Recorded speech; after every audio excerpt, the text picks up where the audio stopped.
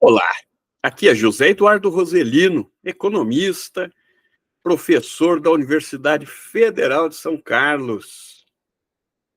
Eu estou aqui para conversar com vocês a respeito do artigo Marx, Keynes e Schumpeter reunidos em Beijing. Esse artigo foi escrito em parceria com meu colega, também economista, Antônio Carlos Diegues, professor do Instituto de Economia da Unicamp, para a edição de julho de 2024 do Jornal dos Economistas, publicação do Conselho Regional de Economia do Rio de Janeiro. O mote "A China vai quebrar" já virou até meme nas redes sociais. Em desafio a esse vaticínio, repetido a exaustão nos últimos 25 anos, o que se viu foi a emergência da China durante esse período, com uma potência industrial e, crescentemente, progressivamente, também como uma potência tecnológica, no que é, a gente acredita, o fenômeno econômico mais importante do mundo nesse primeiro quarto de século. Esses recorrentes erros de prognósticos certamente decorrem de um vício de origem associado à formação intelectual hegemônica entre os analistas do Ocidente, sempre nos marcos da ortodoxia liberal. Para essa gente, o desenvolvimento chinês estaria assentado sobre alicerces artificiais do intervencionismo estatal e, portanto, estaria condenado sempre a ruir.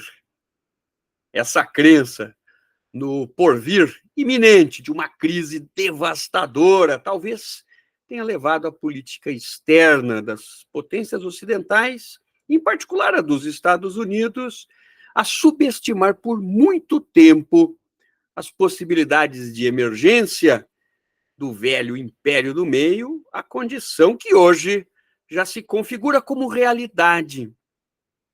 O mainstream econômico não é capaz de compreender a dinâmica de um modelo que parece, na verdade, se guiar mais por princípios, por preceitos aderentes ao pensamento dos economistas clássicos, aos quais fizemos agora referência: Marx, Keynes, Schumpeter. Isso não significa afirmar que a economia chinesa não enfrenta hoje um quadro desafiador, ou mesmo dizer que o sistema econômico chinês é imune a crises. Não, na verdade, o contexto atual conjuga um importante conjunto de desafios à economia chinesa. Desafios conjunturais, estruturais, geopolíticos, que resultam certamente no quadro mais adverso, mais difícil desde o início do processo de reforma e abertura do final dos anos 70. O que a gente quer dizer, na verdade, é que o modelo chinês reúne uma capacidade ímpar de mobilizar e coordenar instrumentos e recursos que se combina com uma elevada competência no desenho e implementação de políticas voltadas a um projeto de transformação estrutural no longo prazo. Na dimensão conjuntural, claro, o desafio a ser enfrentado com maior urgência é a superação dos efeitos macroeconômicos da crise do setor imobiliário, que se inicia lá em 2021. Esse setor tem, historicamente, uma importância muito grande, uma participação direta e indireta no PIB, e a sua crise explica, em grande parte, a desaceleração do crescimento chinês no período recente.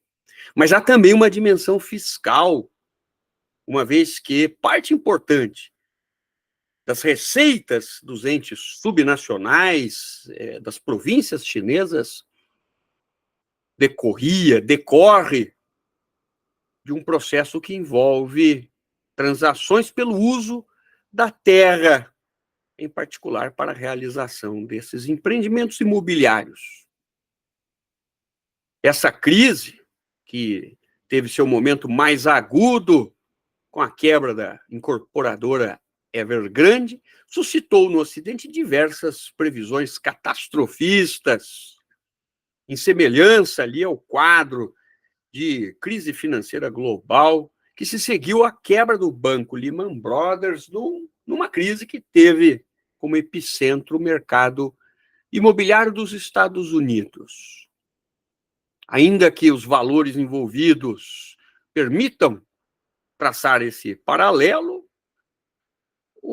a gente considera, na verdade, que uma abordagem que considere a especificidade do modelo econômico e institucional chinês desautoriza analogias apressadas. A desaceleração das vendas no setor imobiliário, a deflação dos ativos imobiliários, ainda não é um processo que foi revertido. E a operação de rescaldo a essa crise ainda deve prosseguir por alguns anos. No entanto, a capacidade de coordenação de instrumentos monetários, creditícios e regulatórios, graças ao caráter público, estatal do sistema bancário, e a capacidade de mobilizar políticas fiscais, parafiscais, como as notícias recentes apontam, do uso de empresas estatais para atuarem no mercado imobiliário na China, nos indicam que talvez o processo esteja caminhando para um soft landing. Mas é na dimensão estrutural que se reúnem as batalhas mais decisivas. As condições que permitiram à China despontar como a grande vencedora do processo de globalização estão sendo progressivamente revertidas. Desde Deng Xiaoping, as reformas de Deng Xiaoping e a abertura, num processo que se intensificou com o ingresso da China ao OMC, ao final de 2001, a China foi capaz de conquistar a condição de fábrica do mundo, inicialmente atraindo elos das cadeias produtivas que se dispersavam geograficamente, sobretudo nos setores ligados a atividades intensivas em trabalho.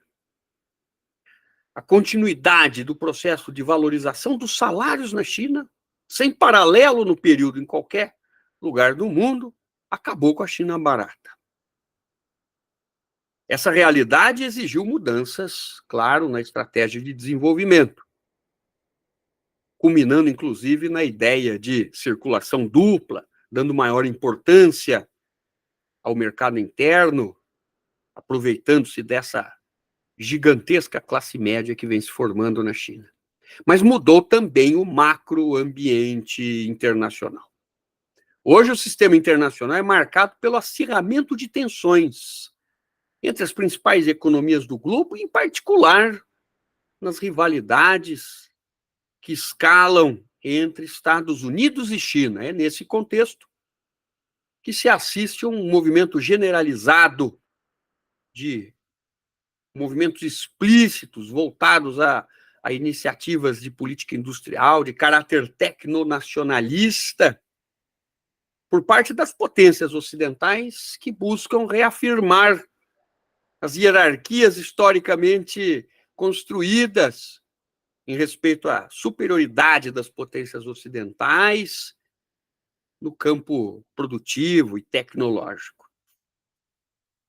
É nesse contexto que nós entendemos, inclusive, a emergência da assim chamada indústria 4.0, que está longe de ser um fenômeno puramente tecnológico, espontâneo, e é, na verdade, uma expressão desses esforços das economias ocidentais, que visa, na verdade, empurrar a fronteira tecnológica exatamente para fazer frente ao movimento de catching up da China. A resposta da China vem no sentido de redobrar suas apostas na estratégia de transformação estrutural, alçando a condição de prioridade os esforços tecnológicos e inovativos, em consonância com os preceitos caros ao pensamento econômico de matriz schumpeteriana ou neo-schumpeteriana. Destacam-se, nesse sentido, as iniciativas chinesas que se consubstanciaram no projeto Made in China 2025, lançado em 2015, Internet Plus, e nos programas mais recentes, voltados ao desenvolvimento autóctone de semicondutores avançados e o fomento de tecnologias associadas à inteligência artificial por meio de joint venture entre grandes empresas públicas, empresas privadas, as big techs do país. Essa visão de que o desenvolvimento futuro da China deve ser orientado à transformação estrutural foi reafirmada no recente discurso proferido por Xi Jinping em março desse ano, por ocasião da segunda sessão da 14ª Assembleia Nacional Popular. Xi Jinping enfatizou como objetivo prioritário o desenvolvimento, atenção, atenção, de novas forças produtivas. A utilização dessa terminologia, que é conhecida de quem já estudou história do pensamento econômico, economia política clássica, e mais especificamente a teoria de Karl Marx, em particular do Marx, lá do Capital, da seção 4ª do Capital, não nos parece acidental. Ela faz sentido diante do objetivo declarado de longo prazo da China, da construção de uma sociedade socialista moderna, que tem, na visão oficial do Estado, do Partido Comunista Chinês, que está assentada em bases materiais, numa infraestrutura econômica avançada. A relação entre o setor estatal e o setor privado na China não é isenta de tensões, de eventuais conflitos, mas exibe uma notável capacidade de coordenação em torno dos objetivos nacionais estratégicos. O arranjo em torno da política industrial é viabilizado por uma institucionalidade muito própria, por exemplo, pela atuação do NDRC, a Comissão Nacional de Desenvolvimento e Reforma, da SASAC, que é a comissão que articula as iniciativas das empresas estatais chinesas, em conjunto com uma notável capacidade de mobilização de instituições financeiras estatais, dando materialidade à idealização célebre de John Maynard Keynes, de um mecanismo eficaz de socialização do investimento. Para terminar, em síntese, conclui-se que essa trajetória exitosa da China, alcançada nas últimas décadas, assim como a resiliência que a economia chinesa demonstra diante das sucessivas crises e desafios, nos lembram de velhas lições que jamais deveriam ter sido esquecidas. O caminho para a superação do subdesenvolvimento não é alcançado espontaneamente e depende fundamentalmente do êxito de estratégias voltadas à transformação da estrutura produtiva. A estrutura importa. A gente acredita que, especialmente no Brasil, num país em que o debate econômico é monopolizado por temas da macroeconomia, atualmente, em particular, a variável do resultado primário das contas públicas, que parece ser o tema central do debate econômico, essa lembrança há de ser uma lição preciosa. É isso. Nós convidamos você, ouvinte, a ler a versão escrita desse nosso artigo, assim como de outros artigos que tratam do mesmo tema, nessa edição do Jornal dos Economistas, e a ler, caso tenha interesse em se aprofundar nessas nesses argumentos que nós apresentamos aqui de forma tão sintética, os textos que nós estamos publicando recentemente, sempre em torno dessas questões. Qualquer dúvida, vocês podem nos mandar e-mail, no e-mail que consta lá da publicação do artigo. Muito obrigado pela atenção de vocês.